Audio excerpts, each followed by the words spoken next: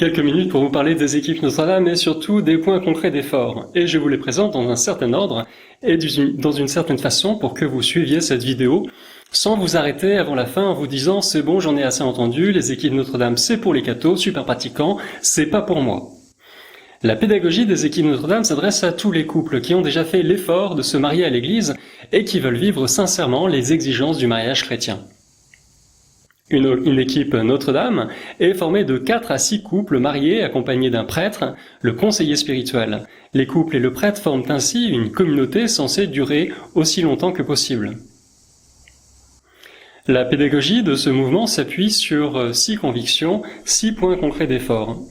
Désolé, on va parler d'effort, parce que l'amour est un acte de la volonté, et pour aimer, il faut faire l'effort de vouloir aimer. Le devoir de s'asseoir. Les époux se retrouvent une fois dans le mois pour parler de leur façon de vivre leur vie conjugale. Ce qui m'a fait plaisir, ce qui m'a fait de la peine. On parle volontiers de ses projets professionnels, projets immobiliers. On parle aussi des enfants, des amis, mais l'expérience montre qu'on a plus de difficultés pour parler de soi, pour dire où on en est. Il s'agit de se donner l'occasion, à travers ce devoir de s'asseoir, d'exprimer ce qu'on a sur le cœur en tête-à-tête le temps d'une soirée, que ce soit au resto ou même à la maison, parce que la communication, vous le savez, dans le mariage, c'est le nerf de la guerre. Deuxième point concret d'effort, la règle de vie. Les époux se donnent une règle de vie dans le mois. Une règle de vie, c'est 1 ou 2 points sur lesquels concentrer ses efforts. Parce que le mariage, ce n'est pas la lente et inexorable érosion d'un amour entrevu au début de votre histoire. C'est au contraire un chemin de sainteté, de maturité humaine et spirituelle. Le mariage demande d'être vrai, en cohérence avec son projet. Il faut être exigeant avec son conjoint et avec soi-même dans l'amour que l'on donne et l'amour que l'on reçoit. Et de préférence sans devenir insupportable. La prière conjugale maintenant. Vous êtes époux, épouse, certes, mais le simple fait de prier ensemble vous rappelle aussi que vous êtes frères et sœurs, enfants d'un même Père, confiés l'un à l'autre pour vous aider à parvenir au salut par l'amour dont vous êtes les témoins l'un pour l'autre. Beaucoup de disputes deviennent vaines quand on a pris le temps de prier ensemble. La prière conjugale peut prendre des formes tout à fait diverses, depuis le signe de la croix tracé sur votre front par votre conjoint, jusqu'à la prière des complis, en passant par un autre Père récité avec ferveur.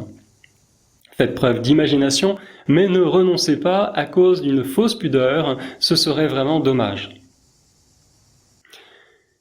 4e point concret d'effort, la prière personnelle. Du point de vue de votre vie conjugale, la prière personnelle va vous aider à intégrer la présence de l'autre dans toute l'épaisseur de votre vie spirituelle. Depuis le jour de votre mariage, en effet, vous êtes devenus une seule chair. Et par la prière, vous apprenez à devenir un seul esprit. En théorie, en tant qu'époux ou épouse, la prière, c'est jamais sans son conjoint. Même s'il n'est pas physiquement avec vous, il ou elle doit avoir sa place dans votre vie spirituelle. Trouvez-lui une place. La parole de Dieu, c'est un autre point concret d'effort. Toujours du point de vue de votre vie conjugale, la parole de Dieu va vous aider à faire mémoire de tous les événements marquants de votre couple. Votre histoire à tous les deux est comme une histoire sainte, et cette manière de repérer les pas de Dieu dans votre vie de couple ne s'apprend que dans la Bible. Enfin, et parce que le monde ne prône pas toujours les valeurs du mariage chrétien, il semble nécessaire de s'administrer au moins une fois dans l'année un bon régime détox, en se mettant à l'écart du monde pour se ressourcer.